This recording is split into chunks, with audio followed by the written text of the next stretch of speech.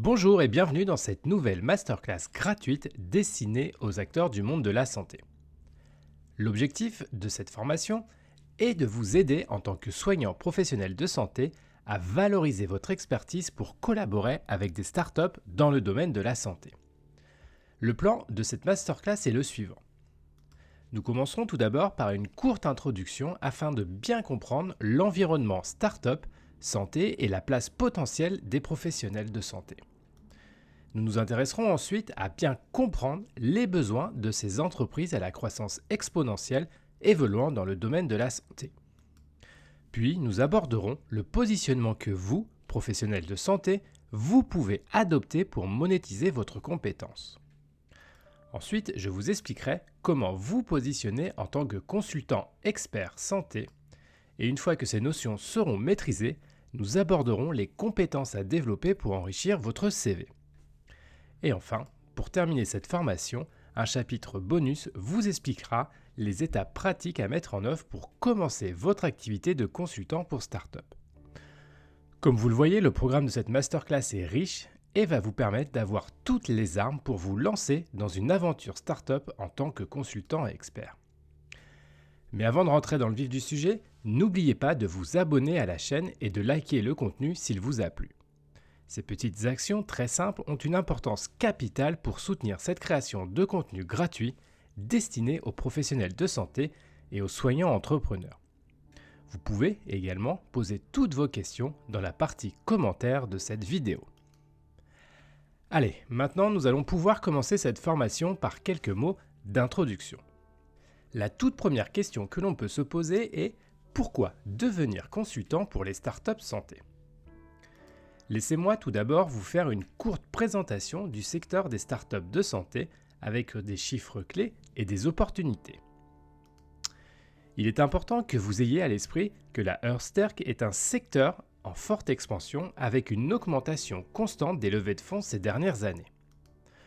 En 2023, les startups européennes de la HealthTech ont levé plusieurs milliards d'euros, illustrant un intérêt croissant des investisseurs. Enfin, il existe de nombreux domaines porteurs comme par exemple la télémédecine, l'intelligence artificielle appliquée à la santé, les dispositifs médicaux connectés, les biotechnologies, la santé numérique et même la blockchain pour sécuriser des données médicales. Pour un professionnel de santé que vous êtes, il existe donc des opportunités pour jouer un rôle de consultant. Vous allez pouvoir diversifier votre activité en explorant de nouvelles perspectives professionnelles. Vous allez pouvoir sortir du cadre classique des soins, apprendre de nouvelles compétences, élargir votre réseau professionnel et gagner en liberté et en flexibilité. Votre engagement aura également un impact direct sur l'innovation en santé. Votre rôle va être d'aider les startups à concevoir des solutions adaptées aux besoins réels des soignants et des patients, accélérer l'adoption des innovations, accompagner la mise en conformité réglementaire et enfin, contribuer à la formation des professionnels de santé. Et pour finir, et c'est aussi un point important, ce rôle de consultant va vous permettre de diversifier vos revenus et avoir une source de rémunération complémentaire, voire même principale.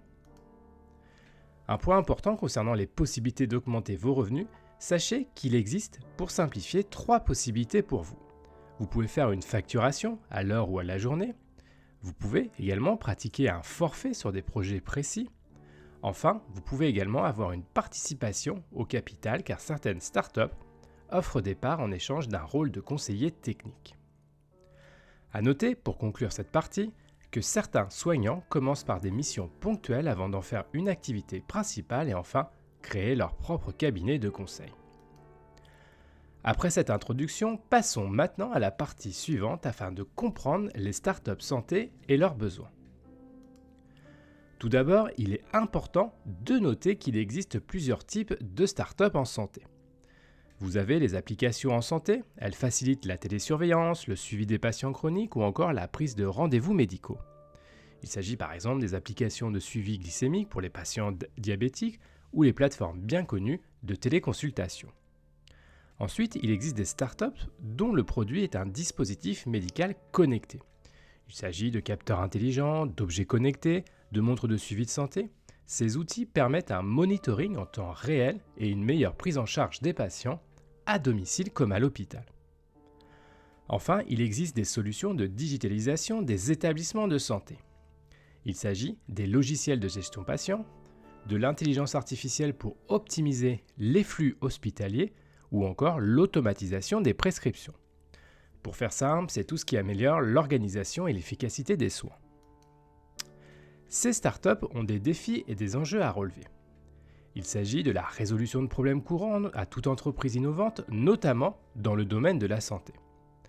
Malheureusement, une idée, même révolutionnaire, ne suffit pas. Il faut prouver son efficacité avec des études cliniques et respecter des réglementations bien connues comme par exemple le marquage CE, la certification HAS ou encore la conformité RGPD. Se pose également la question de l'accès au marché. En effet, beaucoup de startups peinent à convaincre les professionnels de santé ou à s'intégrer dans des parcours de soins. Et c'est là que vous, professionnels de santé, qui connaissez l'environnement réglementaire et le terrain, vous pouvez prendre toute votre importance. Le recrutement de consultants permet de crédibiliser un projet et lui faire franchir surtout de nombreux obstacles. Prenons maintenant quelques exemples concrets. Cas numéro 1, la validation clinique d'une application. Il s'agit par exemple d'une start-up qui développe une application de suivi de patients sous chimiothérapie. Son plus grand défi va être d'obtenir des données cliniques solides et convaincre les autorités de santé. Un consultant, pharmacien ou médecin par exemple, peut aider à structurer son protocole d'études et à collaborer avec des centres hospitaliers. Pour illustrer également, on peut prendre ce cas numéro 2 avec l'intégration en milieu hospitalier. Un fabricant de dispositifs médicaux connectés veut déployer son produit à l'hôpital. Mais, malheureusement pour lui, il ignore comment s'intégrer aux outils existants. Un consultant, avec un profil soignant, peut tout à fait accompagner en expliquant les besoins du terrain et en facilitant l'adoption par les équipes. Comment maintenant se positionner comme un consultant expert ? Tout se passe en 3 étapes. Tout d'abord, définir votre domaine d'expertise. Il va falloir analyser vos compétences spécifiques. Est-ce que vous êtes un spécialiste du réglementaire, de l'innovation, ou est-ce que vous possédez une sérieuse expérience de terrain ? Ensuite, il va falloir trouver votre niche afin d'adopter un positionnement unique et qualitatif.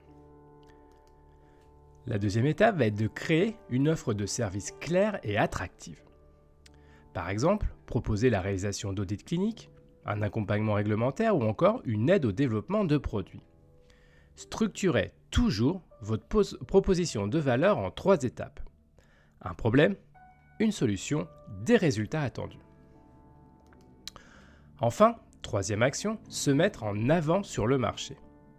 Créer un portfolio ou un document de présentation, le but est d'avoir un support à présenter, même si le plus important est ailleurs, l'image peut quand même jouer un rôle capital.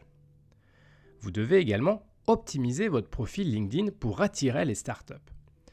N'hésitez pas à naviguer sur cette chaîne, il y a quelques contenus et masterclass qui abordent l'importance de ce réseau social professionnel et comment les professionnels de santé peuvent en tirer un maximum de bénéfices.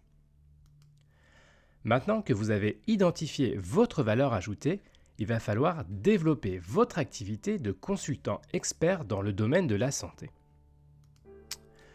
Les premières étapes pour débuter sont les suivantes. Tout d'abord, identifier des startups potentielles.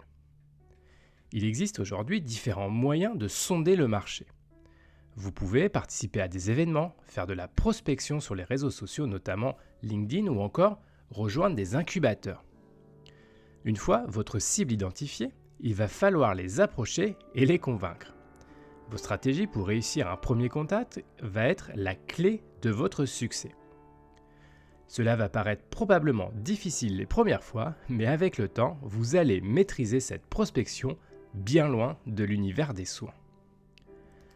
Deuxième étape, fixer ses tarifs et définir un modèle économique. Quelle stratégie business allez-vous adopter ? Allez-vous facturer des honoraires journaliers, des missions au forfait ou encore une prise de participation ? Ce positionnement est important à réfléchir en amont des premières prospections de façon à proposer une offre cohérente et pertinente. Une fois que vous allez avoir défini votre manière de facturer, beaucoup de vos nouveaux clients vont essayer de négocier car cela fait partie du jeu. Votre préparation en amont permettra de répondre aux différentes demandes de vos clients.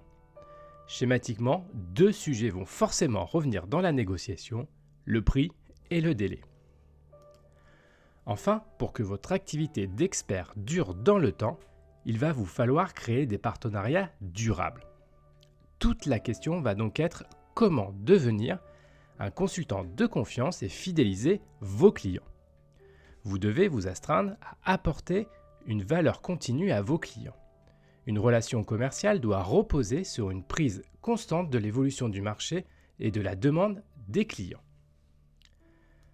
Passons maintenant à la dernière partie de cette masterclass en abordant les compétences à développer pour réussir.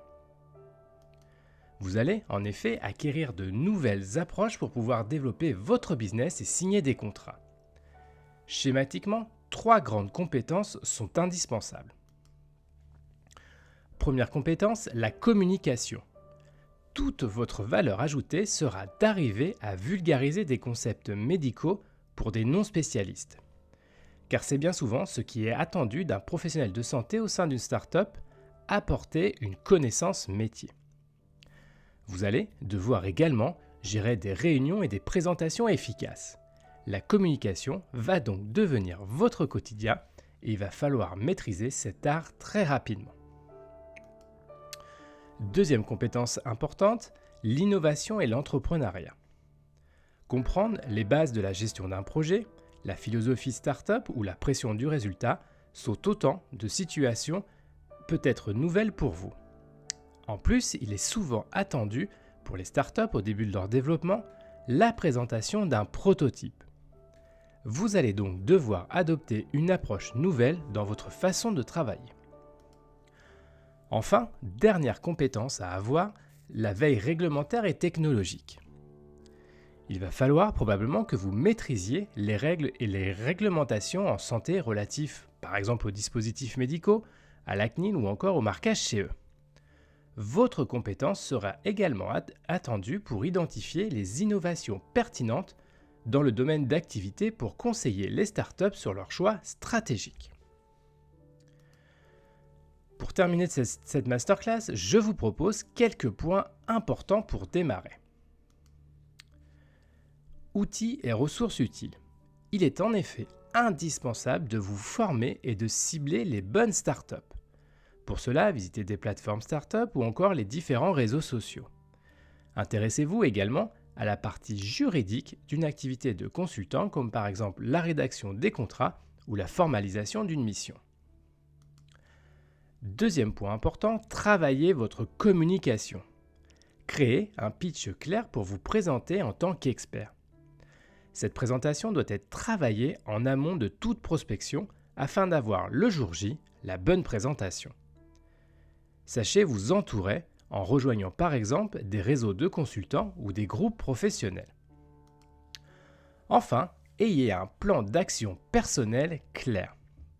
Il est important en effet de définir des objectifs à court, moyen et long terme sur le papier. La réalité sera peut-être différente, mais vous aurez une vision claire de votre objectif. Votre plan d'action peut être revu régulièrement afin de s'adapter. Fixez-vous un objectif quantitatif réalisable, par exemple atteindre 3 collaborations dans les 6 prochains mois. C'est cet objectif qui vous motivera chaque jour pour avancer. En conclusion de cette masterclass, votre profil de professionnel de santé est un atout pour aider les startups. Les éléments en votre faveur sont l'importance du rôle des soignants dans l'évolution du système de santé. La connaissance du terrain et du métier ont une valeur inestimable pour beaucoup de projets. Tout cela doit forcément vous encourager à passer à l'action en toute facilité. Vous pouvez tout à fait transformer votre expertise en opportunités professionnelles nouvelles. Et pour vous aider dans votre démarche au-delà de cette masterclass, je vous propose un kit gratuit de 10 conseils pour structurer votre première mission de consultant en santé. Ce contenu est accessible gratuitement à partir du lien présent dans la description de cette vidéo. N'hésitez pas à poser toutes vos questions dans la partie commentaires. Merci beaucoup d'avoir suivi cette masterclass et rendez-vous pour une prochaine session de formation destinée aux professionnels de santé.